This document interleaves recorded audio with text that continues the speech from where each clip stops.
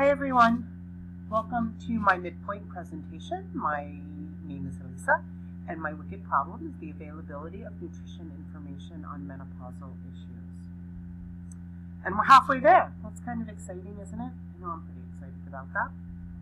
So a little bit of background on my project. If you recall, there are almost 60 million women in the United States that are over 45 years of age, and 6,000 women reach menopause every single day.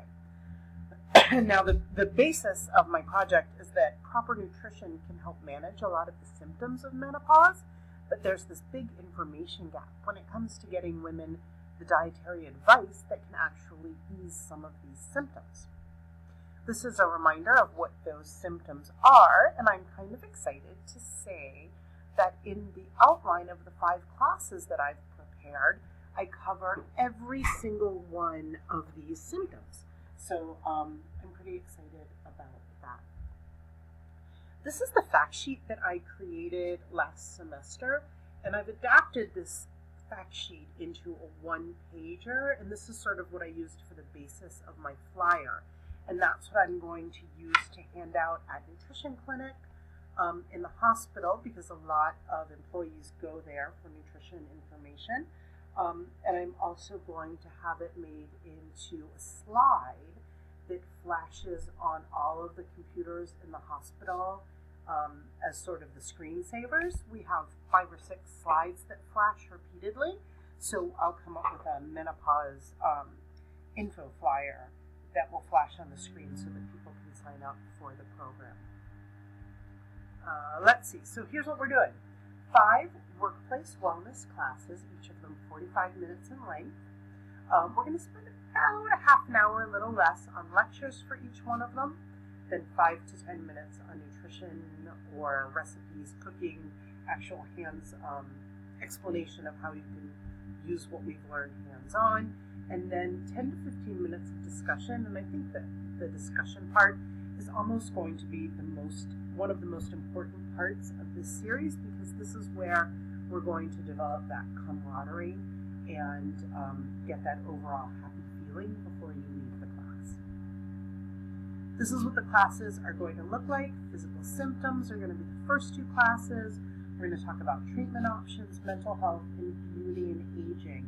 I'm not 100% sure yet of this being the order of the classes, but I have started to reach out to a few specialists who will come and give very short, informative lectures or be available for question and answers.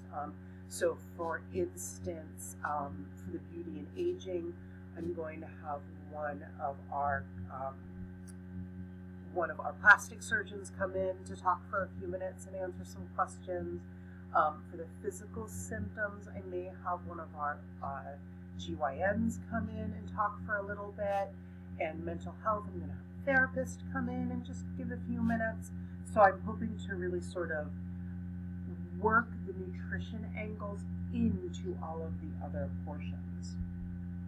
This is the logic model that I'm working from. As you can see, the activities are basically the classes, and it's really the outcomes that I'm focusing on. And the one that is trickiest that I touched on before is establishing that sense of camaraderie with the other people that attend.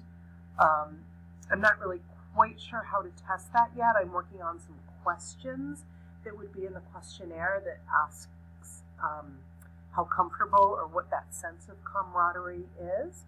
But the easier things to test are the overall improvement of knowledge of specific issues surrounding menopause and what class attendees' perception is of their improvement on quality of life.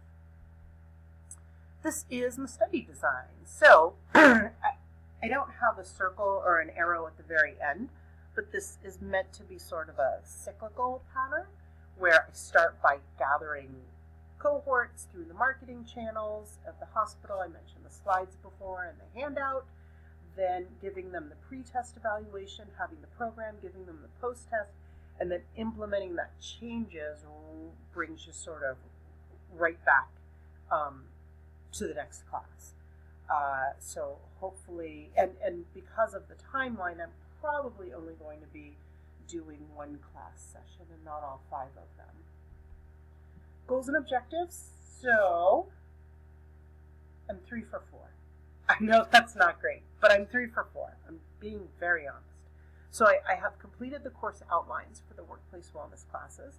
I have come up with all of my InfoBite topics per class. I have about 25 of them. And I have given the course information on the first workplace wellness seminar to some other RDs that I work with in an outpatient setting, and I'm waiting on their feedback. So what haven't I done? It's create a Facebook group for the nutrition issues in menopause. I've tried to create this Facebook group a couple of times, but I'm getting tripped up in the different types of Facebook groups that can be created. And because of HIPAA rules, I'm sort of wondering if it's okay to create these Facebook groups, and if people can join them, and if they're joining them of their own free will, do those HIPAA rules not apply? I mean, they would sort of know each other in the class as well. So I'm hoping that even if I make it a private group, I won't have to deal with the rules outside of there. But as we all have frequently found out, the information that is put on Facebook isn't as private, even in private groups, as we maybe once thought it was. So I'm talking to my manager about this right now to see how she feels about it, and I'm waiting for sort of a follow-up. I work in a very large hospital, and the downside of that is everything is far, far more complicated than it maybe needs to be sometimes. So I'm trying to work through that. The rest of my goals and objectives for April, May, June, July, and forward sort of follow that cyclical pattern again, where I'm going to be completing a seminar, completing the work on a seminar, distributing it to other RDs at work for feedback and editing, and then adjusting the classes. So what's stressing me out right now are the next steps in this project, and my questions for my classmates are ways that I can test this and implement it in a safe environment, and maybe do it on social media in a safe way. I'm not really sure if that's even entirely possible, but I would love to hear what you guys all think about that.